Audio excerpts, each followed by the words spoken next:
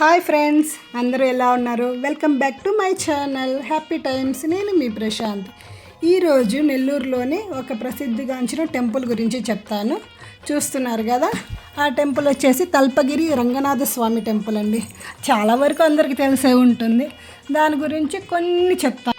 చూస్తున్నారు కదా, అన్ని ముగ్గులు ఉన్నాయి, పెద్ద పెద్ద ముగ్గులు వేస్తున్నారనమాట. ఫుల్ మొత్తం గుడి చుట్టూ ముగ్గులే ఉంటాయి. అంత చక్కగా బాగుంది. కాకపోతే మేము వెళ్ళిన రోజు ఏం రష్ లేదండి, ఎందుకంటే అన్ సీజన్ కదా. మేము ఈవినింగ్ టైం అట్లా వెళ్ళామన్నమాట. అన్నీ బాగా చూసాము. అంత నిదానంగా వెళ్ళాము. అక్కడ అన్నీ నిదానంగా చూసుకుంటూ అట్లా వెళ్ళామన్నమాట. అలాగే ఇప్పుడు ధ్వజస్తంభము, అక్కడ ఇంకొక ప్రత్యేకత ఉందండి. అక్కడ ఏమంటే 29 మీటర్స్ ఎత్తైన గాలిగోపురం కూడా ఆకర్షణీయంగా ఉంటుందండి. చాలా దూరం నుంచి కూడా బాగా కనిపిస్తుంది అనమాట. చాలా బాగా అనిపిస్తుంటుంది. అలాగే మార్చ్ ఏప్రిల్ నెలలో బ్రహ్మోత్సవాలు చేస్తారనమాట. జనాలు కూడా బాగా వస్తుంటారు. చాలా రష్ ఉంటుందని మాత్రం నేను విన్నాను. నేను ఎప్పుడు బ్రహ్మోత్సవాలకి అయితే వెళ్ళలేదు. అండ్ ఇంకొకటి ఏమంటే, ప్రతి ఆలయంలో రంగనాథ స్వామి టెంపుల్లో ప్రతి ఆలయంలో మామూలుగా మనకి తూర్పుగా పడుకొని దర్శనం ఇస్తారనమాట స్వామి. కానీ ఈ గుళ్ళో ప్రత్యేకత ఏంటంటే పశ్చిమంగా పడుకొని దర్శనం ఇస్తూ ఉంటారు. అది ఏమంటే ఆ విశేషం ఏమిటంటే, స్వామివారు వచ్చేసి పెన్నా నదిని చూస్తూ ఉన్నట్టు అనిపిస్తుంది అనమాట. అక్కడ పూజారి గారు అదే చెప్పారు మాకు. ఇంకొకటి ఏమంటే, అది మామూలుగా విగ్రహము పెన్నా నది నుంచి వచ్చి కొట్టుకొని వచ్చి అక్కడ వెలిసిందనేసి ప్రసిద్ధి అనమాట.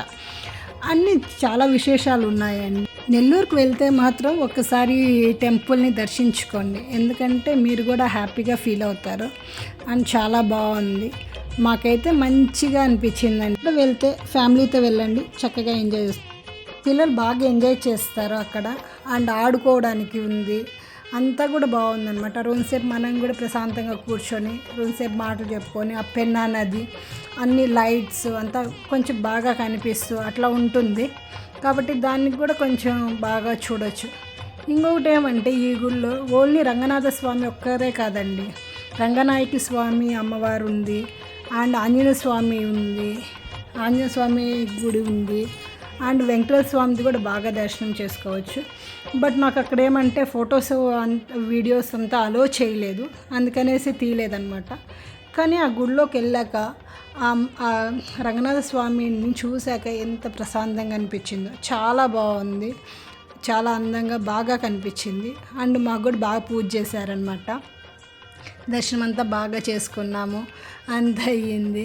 ఆ పెన్నా నది దగ్గరికి పోయేసి రోజుసేపు అక్కడ కూర్చొని అన్నీ చూసుకుంటా ఉన్నాము. ఒక 10 నిమిషాలు, ఒక 10 మినిట్స్ అక్కడ ఉన్నాక అక్కడ వచ్చేసి ఇంకొక రాగి చెట్టు ఉంటుందండి. కొంచెం అక్కడికి వెళ్ళేసి ప్రదక్షిణాలు చేసుకొనేసి అన్నీ చూసుకొని వెళ్ళాము. అక్కడ ఇంకొకటి ఏంటంటే, కృష్ణుడిది గ్లాస్ మందిర్ ఉంటుందన్నమాట. అక్కడికి వెళ్ళాము. చాలా బాగుందండి. ఆ గ్లాస్ మందిర్ వచ్చేసి ఫుల్ మిర్రర్స్తో ఉంటుంది. ఆ మిర్రర్స్లో నుంచి ఎక్కడ చూసినా కూడా, అంటే ఆ పైన విగ్రహంలో చిన్నది ఒక ఉంటుంది కృష్ణుడిది.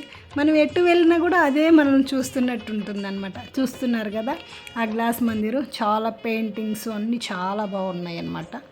నెక్స్ట్ టైం ఎప్పుడన్నా నెల్లూరు వెళ్ళారంటే వెళ్ళి ఒకసారి ఈ గుడిని దర్శించుకోండి. ఇదండి ఈ గుడి విశేషాలు. నాకు తెలిసినవి కొన్ని చెప్పానన్నమాట.